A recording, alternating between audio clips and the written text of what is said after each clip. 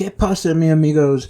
Nima here, and I've been trying to figure out, did Choco GP get lucky by just the games that came out around it, or the hype around it? I don't know, we'll talk about that here in a second, but first I want to remind you guys to please hit the like and subscribe button.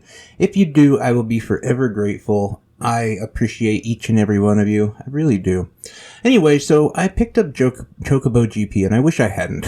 Like, honestly, this was a game that I was pretty pumped for. Like, I remember playing I want to say it was the original one for the PlayStation 2, and I thoroughly enjoyed it. Like, I loved playing with all the favorite Final Fantasy characters. I do remember really liking it, and so when I saw that they were going to release a new one, I was like, yes, I was super pumped for it, and I pre-ordered, and I shouldn't have. I should have played the demo and really, really been, like, analytically tough on it.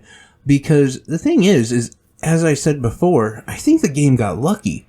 I think the game got lucky because too many people are bad-mouthing Elden Ring on the PC or Horizon, Forbidden West for something because they don't like PlayStation, or people are busy bashing other games or Triangle Strategy because, I don't know, they're dumb. I don't know why, but people are bashing all these other games. They haven't had a chance to really look at Chocobo GP, or it's a lack of hype, like no one cared. I'm trying to figure that out, because I think that if people were as hyped as I was for the game, and there was enough attention drawn to it, and there was no other games out, I think this game would be just drug through the ringer. I mean, it's like, for one, let's just go with the whole Square Enix. They release like amazing games that are all like self-contained and they're incredibly fun, like Guardians of the Galaxy, or Triangle Strategy, as I just mentioned, and there's so many of them. You can even go with the Final Fantasy VII remake. I understand, like, there's a little bit of DLC and the game is growing, but at its heart, it's still self-contained. You don't have to purchase other stuff, really. And then they release these other games, these games as a service kind of games, which irritate the hell out of me. Number one, if you're gonna charge me for extra stuff, if you want me to get a battle pass, if you want me to have some sort of I don't know, like with Gran Turismo, you want me to spend real world money on a car, then you better not charge for the game. That's all I'm saying. Like, I'm done with that mentality of you spend $40, $50, $60, $70 for a game. Now give us $20 here. Give us, $30 there, whatever. No, we did our job. We overpaid for a game. Let's be honest. When you average everything out, these companies are making a ton of money off of that base price. And as you guys might know, I play a ton of indie games, and they're a lot cheaper, and so many of them actually put way more effort into the games. Like, they're far more complete games. This is 100% an example of a situation with Chocobo GP where not only do you have to buy the game, then you have to grind. I mean, and the grind is insane. It's like, it takes you it took me 10 to 12 races to get to like level 2, right? So just put that in your mind, which I guess would be fine in some regard, but like, to get Squall or to get Cloud, you have to be level 60.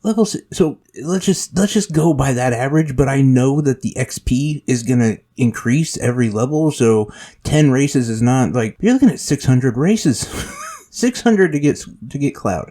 And I mean, I know you don't have to always play as like one character, and there can be some, I don't know, fun playing as other characters, and that's part of the grind as a fun. But then they kill you because there's only 8 tracks. I don't mind having to grind out if you can give me something different to look at, like a little bit of variety, and the tracks themselves are lackluster at best. Like, they're so comparable to each other. To be honest, I thought there was only like 4 or 5 tracks. I actually read there's 8, so I have to assume that, yeah, I just haven't noticed, or maybe I haven't come across them yet. But I've played a lot, so the fact that I haven't seen them or I don't recognize them is sad. I don't know. I'm very let down by this game. I thought it was going to be something really fun. I wasn't expecting like the next Elden Ring or Breath of the Wild. No, but I was just looking for something, a good kart racer for around that same price, and this was not it.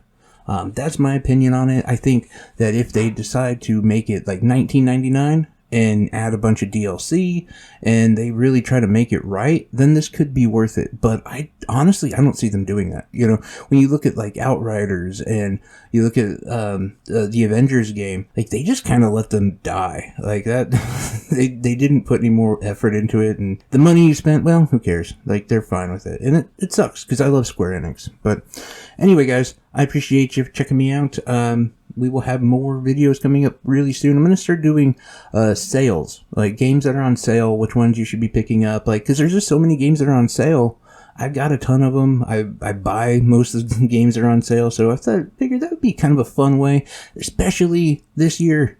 Like, we're all going broke. There's just way too many games out there. So when we're not playing those like AAA titles, when we play something different, let's try to find some that are on sale. Let's work that route out a little bit and have some fun doing that. Anyway, guys, I really do appreciate you. Take care.